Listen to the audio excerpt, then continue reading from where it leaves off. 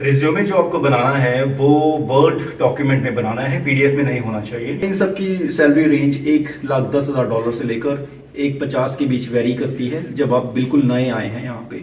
ये दो चीज़ें जब आपके पास आ जाए उसके बाद ही आप रिज्यूम सबमिट करना शुरू कीजिए कहीं भी। लेकिन जब तक ये नहीं है, रिज्यूम से पहले ही आप थोड़ी प्रिपरेशन शुरू कर दीजिएगा। जैसे कि आपका गिटहब प्रोफाइल और लिंक्डइन प्रोफाइल, ये दोनों बना लीजिए अगर आपके नहीं है। अगर हैं तो उसमें कुछ कुछ अपडेट करना शुरू कर दीजिए जिससे कि लगे कि ये प्रोफाइल एक्टिव है। जैसे गिटहब पे 2-3 रिपोजिटरीज बना दीजिए पब्लिक, और उसमें कुछ कुछ कोड डाल दीजिए, कुछ कुछ छोटी छोटी स्क्रिप्ट्स। लिंक्डइन पे कुछ अगर हो सके आप 1-2 स्टोरीज या पोस्ट डाल सके तो बहुत अच्छा है, वरना उसमें अबाउट मी उसके लिए कुछ कुछ लाइनें डाल दीजिएगा, बहुत अच्छा रहेगा। उसके बाद आते हैं रिज्यूम पर।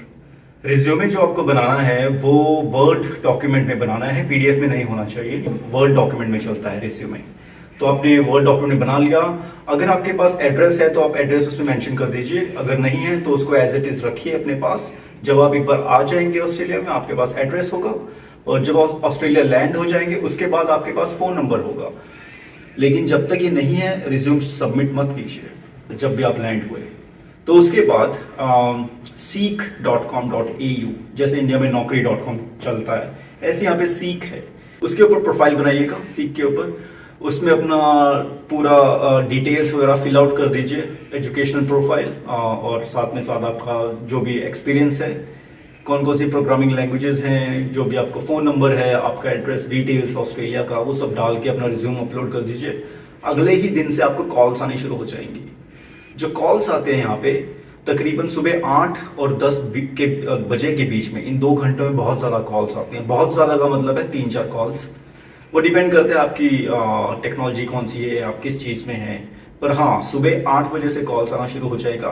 तो नेक्स्ट डे से जब भी आप सीक में प्रोफाइल पूरा कर लें, मतलब फ़ोन नंबर, एड्रेस ऑस्ट्रेलिया का और सारी डिटेल्स, नेक्स्ट डे थोड़ा, तब उसके बाद से जब आप जॉब हंटिंग कर रहे हैं उन दिनों में थोड़ा जल्दी उठ जाइएगा, 7:30-8 बजे तक, क्योंकि 8 बजे के बाद कॉल्स आना शुरू हो जाते हैं। ये गलती मैंने की थी जब मैं फर्स्ट टाइम आया था। तो मुझे नहीं पता था इस चीज़ के बारे में, मैं तो सो रहा था, तो 8:15 के आसपास एक कॉल आया रिक्रूटर का, मैं तो नींद में था, तो बड़ा प्रॉब्लम हो गया। तो इस चीज़ का ध्यान रखिए, 7:30-8 बजे तक आप फ्रेश हो जाइएगा और उसके बाद कॉल्स का वेट कीजिए। मोस्टली कॉल्स 8 और 10 के बीच में आएंगे। कॉल्स में जब बात करते हैं रिक्रूटर्स, तो वो आपको ईमेल भेजेंगे राइट टू रिप्रेजेंट का। आप उस पर कॉन्सेंट भेजेंगे, yes I approve you to represent my case to this company, emails के थ्रू। और आपके पास 2 तरह के ऑप्शन होते हैं जॉब में, एक होता है कॉन्ट्रेक्चुअल जॉब्स, एक होता है परमानेंट जॉब्स। कॉन्ट्रेक्चुअल जॉब्स में कॉन्ट्रैक्ट होता है 3, 6, 12 महीने का, 3 महीने से स्टार्ट हो जाता है। पर ये मैं रेकमेंड नहीं करूँगा उन लोगों के लिए जो कि मैरिड हैं या जिनके बेबीज हैं, क्योंकि ये स्टेबल जॉब्स नहीं होती। इनमें 10-15% आपको सैलरी ज़्यादा मिलता है, वो ठीक है, लेकिन परमानेंट जॉब ज़्यादा अच्छी रहेगी। थोड़ा सा सैलरी कम होता है लेकिन वो स्टेबल जॉब है, आपको सेम डे नहीं निकाल सकते उसमें परमानेंट जॉब में। पर हाँ, कॉन्ट्रेक्चुअल जॉब में ऐसा होता है। और फिर जब आपको 3 महीने पूरे हुए, आपको फिर से जॉब स्टार्ट करना है, ढूंढना, सर्च करना, वो एक अलग से हैसल है। और परमानेंट में एक और फायदा होता है, जब साल के एंड में, जो कि है लास्ट में, 2 क्रिसमस और न्यू ईयर के लिए 2 वीक्स की छुट्टी मिलती है, तो परमानेंट जॉब वालों को उसके पैसे मिलते हैं, कॉन्ट्रेक्चुअल वालों को नहीं मिलते। तो ये भी एक अच्छी बात है। तो परमानेंट जॉब के लिए ज़्यादा ट्राई कीजिए। जब आप स्टार्ट करेंगे जॉब हंटिंग, तो पहले 2-3 दिनों में आपके पास काफ़ी सारे कॉल्स जो आएंगे, उसमें से काफ़ी सारे ऐसे होंगे जो थोड़ा एवरेज से कम पे कर रहे होंगे। आपकी इंडस्ट्री का, आपकी आईटी टेक्नोलॉजी के हिसाब से रेट डिसाइड होता है, कितना एनुअल या फिर वीकली या फोर्टनाइटली हो गया 2 हफ्ते का। यहाँ जो पेमेंट्स हैं वो वीकली या फोर्टनाइटली, मोस्टली केसेस में फोर्टनाइटली होती है 2-2 हफ्ते की। तो पहले कुछ 2-3 दिनों में आपके पास कॉल्स आएंगे जो एवरेज सैलरी से थोड़ा कम सैलरी देंगे। तो आप उनको ऐसा बोल सकते हैं, आप अब एक सेट कर लीजिए कि आपको 1,20,000 चाहिए फॉर एग्जाम्पल। तो अगर वो आपको 90,000 ऑफर करें या 1,00,000, तो आप उनको बोल सकते हैं कि हाँ, आपको सोचने के लिए 2-3 दिन का टाइम चाहिए, और उस टाइम में आपके पास काफ़ी और भी ऑप्शंस आ जाएंगे तो बहुत अच्छी बात है। वरना आप उनको रिकॉल कर सकते हैं और ऑप्शंस को फिर से स्टार्ट कर सकते हैं 1-2 हफ्ते बाद भी। कॉल्स के बारे में ऐसा है, कॉल्स आएंगी आपको काफ़ी सारी आ जाएंगी, पर क्रूशल जो मोमेंट है, टाइम है, वो पहला 1 महीना ही है। 4 हफ्ते में आपको मोस्टली कॉल्स आ जाएंगी। उसके बाद रिपीटेड जो आपके जो कंसल्टेंट्स हैं, क्योंकि यहाँ पे 80% हायरिंग थ्रू कंसल्टेंट्स होती है। आपको नहीं जाना किसी के पास, आपको सिर्फ लिंक्डइन पे अपडेट करना है कि लुकिंग सर्चिंग फॉर जॉब, सीख के ऊपर या इंडीड के ऊपर, इन दोनों के ऊपर डाल देना। कोई और मिलता है उस पर भी डाल देना, उनके थ्रू आपके पास कॉल्स आएगा। और रिज्यूम के मैंने तो ऐसे किया था, मैंने 3-4 उसके डिफरेंट वर्जन्स बनाए थे। किसी को मैं कुछ भेज देता था, किसी को कुछ, और मैं चेक करता था कि जिस कंपनी को जिस चीज़ की रिक्वायरमेंट है वो ज़्यादा हाईलाइट कर दी रिज्यूम में।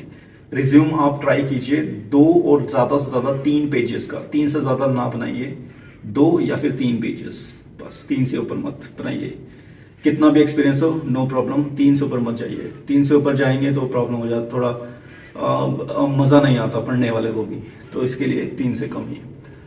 आपको कॉल्स आने शुरू हो जाएंगे। आप उसके बाद जो आपका डेजिग्नेशन है ये बहुत मैटर करता है। अगर आप इंडिया में टेक लीड हैं, प्रोजेक्ट मैनेजर हैं, तो ऐसा मत सोचिए कि यहाँ पे आपको टेक लीड प्रोजेक्ट मैनेजर के ही जॉब मिलेगा फर्स्ट जॉब, क्योंकि इन रोल्स के लिए उनका क्राइटेरिया ये रहता है कि इसकी फर्स्ट प्रेफरेंस उनको देते हैं जो जिनके पास आईटी एक्सपीरियंस ऑस्ट्रेलिया का है 2-3 साल का, उनको टेक लीड या प्रोजेक्ट मैनेजर इस तरह की जॉब्स देते हैं। तो आपको हो सकता है कम डेजिग्नेशन में काम चलाना पड़े।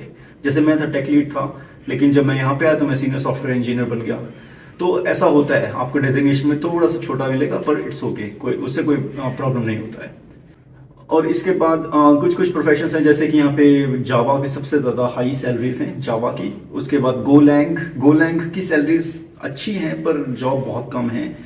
और उसके बाद फिर स्टार्ट हो जाता है फुल स्टैक, जिसमें रिएक्ट जेएस आता है, नोड जेएस आता है।